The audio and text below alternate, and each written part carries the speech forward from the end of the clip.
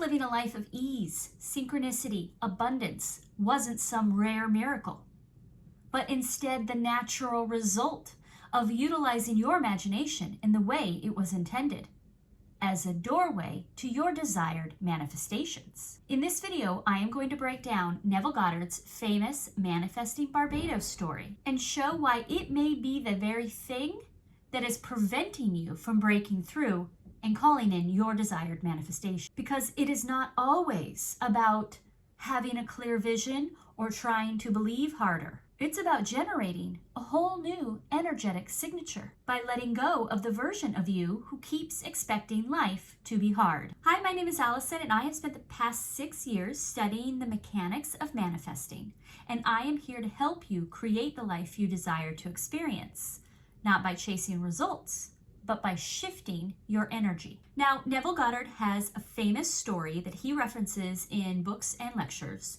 and it was kind of his first major manifesting breakthrough. And it was him manifesting a trip to his home in Barbados, when he had no money and no earthly way of getting there through his own means. And very clearly, he tells this story as an example of the power of the imaginative act. And so rather than go through the whole story, I will just cover one short little section here as it relates to what will really help you. So as Neville had a guru friend, Abdullah, who helped him through this and taught him how to manifest. And that is this part that we'll review now. So Neville says, "And he, Abdullah, said to me, 'If you are in Barbados, you cannot discuss the means of getting to Barbados. You must actually live in Barbados in your imagination as though you were there, just as if, and view the world from Barbados. If you sleep in Barbados and view the world from Barbados, the means will appear and you will go to Barbados. But as far as I'm concerned, you are already in Barbados because you desired it with intensity.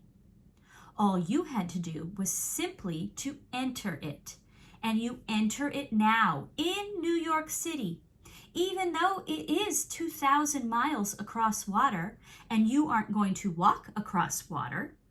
But you enter Barbados and view the world from it.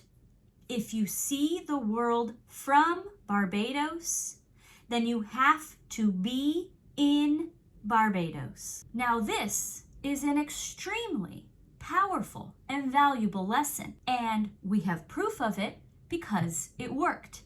Neville indeed manifested a trip to Barbados, and I hope to limit the amount of times I say Barbados in the rest of this video. Now, through his actually manifesting it, it shows and proves the power of the imaginative act. And that is the key instruction he gives when he tells this story.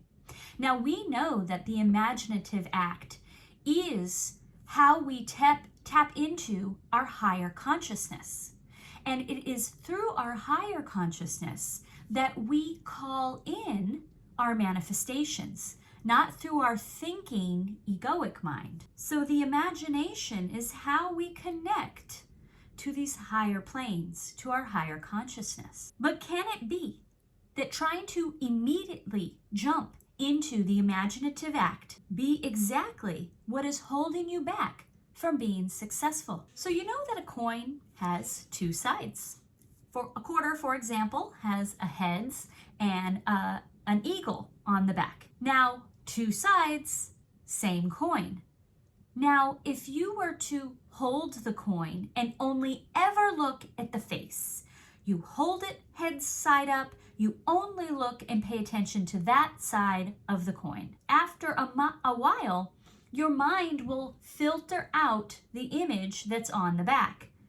That's not important. That's not where you're giving your energy. In that same way, most teachers of law of assumption only focus on the imaginative act, on that one side of the coin. And for good reason, it totally works. Neville had a major, massive breakthrough by utilizing the power of his imagination. He persisted in the assumption, he felt it real, and he manifested exactly what he envisioned.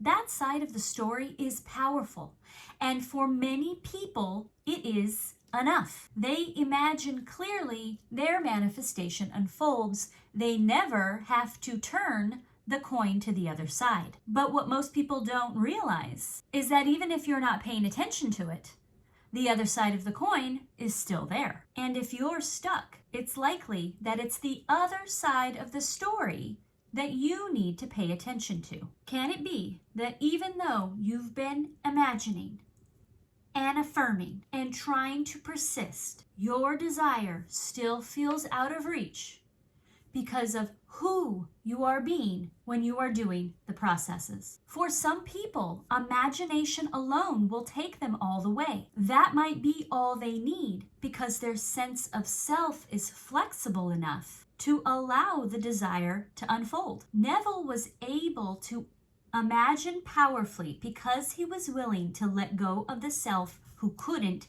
have it. He didn't visualize as the penniless man in New York. He visualized as the man in Barbados. That's not just a technique, that's identity surrender. That's what allows the vision to manifest. He didn't just perform the imaginative act, he surrendered the identity that contradicted it. That's what most struggling manifestors miss. They imagine the scene, but carry into it the same self that lacks it. They generate an image of themselves as someone in Barbados, but from the energy of the person who lacks the funds to get there. And that self can't hold that new reality, no matter how vivid the vision. To say that imagination is the only thing you need is kind of like saying the only reason a baseball player hit a home run is because he swung his bat, as if the swing alone caused the result. But we know he wouldn't be in a position to swing his bat if he didn't already believe he was a baseball player. And that's the moment I want you to catch right now, because that is what most people get stuck on. They keep swinging the bat, doing the visualizations, saying the affirmations, practicing the techniques. But underneath it all, they still identify as someone who doesn't really belong in the game. Neville's manifestation was born of the act of imagination, but powered by the identity underneath the act. And until that changes, nothing else sticks. Now, letting go of the man in New York, or the version of you who lacks, who waits for signs, who tries to force things, it is not always about building a new identity to align. Sometimes it's simply about protecting the vision and instead identifying with the self that insists, this is for me. Here's something I want you to really consider. We talk a lot, often, about lack mindset or scarcity consciousness. And of course, that always feels like the catch-22. How can I want a manifestation, be aware I don't have it? That automatically puts me in a lack position. But that is a pretty surface level view of lack.